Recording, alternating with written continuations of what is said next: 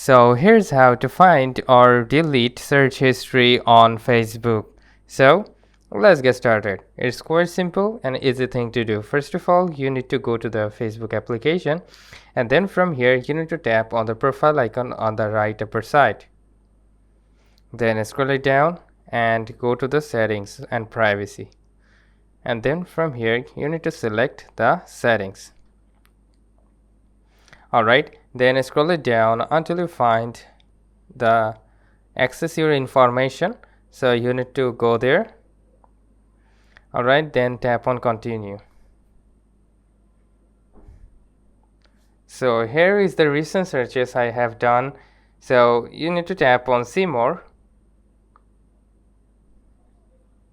Alright, so tap on the see more, and this all screen will be pop up. So this is the searches that I have done recently or like previously. So there are lots of searches right over here which I have recently done, so by date.